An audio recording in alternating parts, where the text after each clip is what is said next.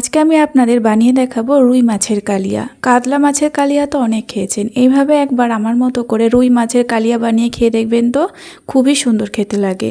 একদম বিয়েবাড়ির মতো স্বাদ লাগবে, বানানোটা একদমই সহজ।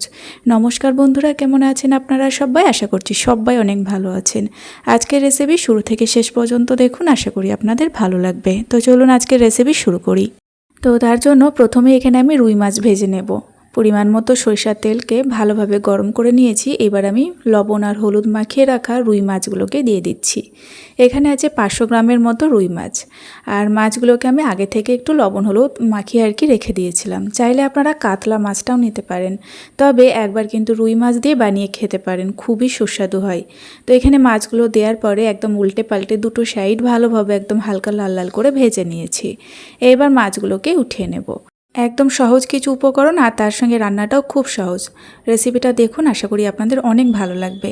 এইবার দেখুন, ওই একই তেলে আমি দিয়ে দিচ্ছি পেঁয়াজ কুচি। যেহেতু তেলের পরিমাণটা একটু বেশি ছিল, এই তেলেই আমি রান্নাটা করে নিচ্ছি। প্রথমে দিয়ে দিলাম এখানে 3টে বড় বড় সাইজের পেঁয়াজ কুচি। কিছুক্ষণ পেঁয়াজটাকে একটুখানি নাড়াচাড়া করে দিয়ে দিলাম লবঙ্গ আর দারচিনি। এখানে আমি এলাচটা দিলাম না।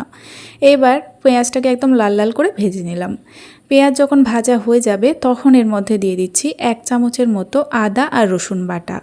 আর তারপরে দিয়ে দিলাম এখানে 1/2 চামচ হলুদের গুঁড়ো, 1/2 চামচ জিরে গুঁড়ো, 1/2 চামচ কাশ্মীরি লঙ্কার গুঁড়ো, 1/2 চামচ লঙ্কার গুঁড়ো ঝালের জন্য, স্বাদ মতো লবণ।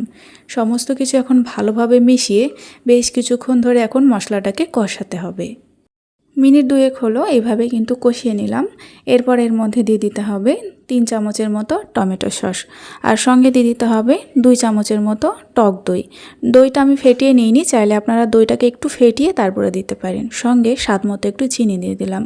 এবার আবারও সমস্ত কিছু মিশিয়ে কিছুক্ষণ আরেকটু কষিয়ে নিতে হবে, যাতে দইটা ভালোভাবে রান্না হয়ে তেলটা আবারও ছাড়তে শুরু করে। এই দেখুন, এখানে আবারও 2 মিনিটের মতো কষিয়ে নিলাম। এইবার চাপা দিয়ে একটু রান্না করতে হবে। একদম লো ফ্লেমে 2 মিনিট করে ঢেকে রাখতে হবে, আর চাপাটা খুলে একটু নাড়াচাড়া করে আবার ঢেকে দিতে হবে।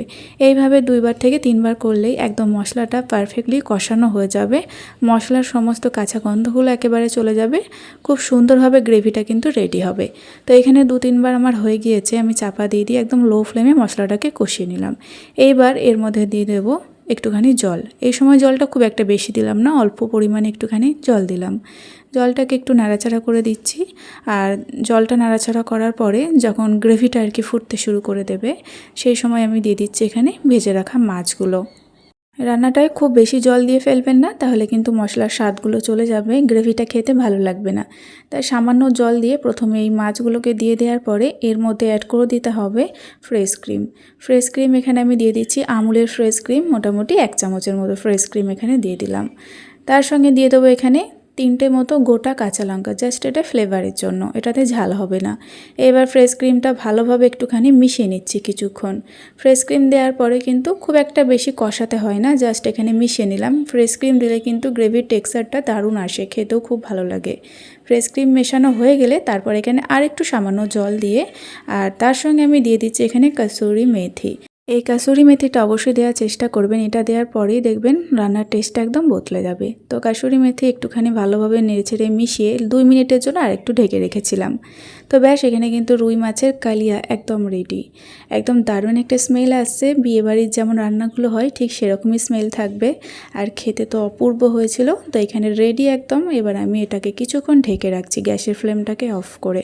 তারপরে এটাকে আমি সার্ভ করে আপনাদেরকে দেখিয়ে দিচ্ছি। আর এই রুই মাছের কালিয়ার সঙ্গে ফ্রাইড রাইস, পোলাও এইসবও খাওয়া যায়। এটা খেতে একদম দারুণ হয়, অবশ্যই আপনারা একবার তৈরি করবেন। আমি তো ভাতের সঙ্গে সার্ভ করেছিলাম, তবে যদি পারেন তো পোলাও এবং ফ্রাইড রাইসের সঙ্গে একবার বানিয়ে খেয়ে দেখবেন, খুবই সুস্বাদু হয়। তো রেসিপিটা কেমন লাগলো একটা লাইক দিয়ে কমেন্টের মাধ্যমে অবশ্যই জানাবেন। আর আপনি আমার চ্যানেলে নতুন হয়ে এসে থাকলে চ্যানেলটাকে সাবস্ক্রাইব করে পাশে থাকার জন্য অনুরোধ রইল। আজ এই পর্যন্তই, ফিরে আসবো নতুন কোনো রেসিপি নিয়ে। সকলেই ভালো থাকবেন এবং সাবধানে থাকবেন।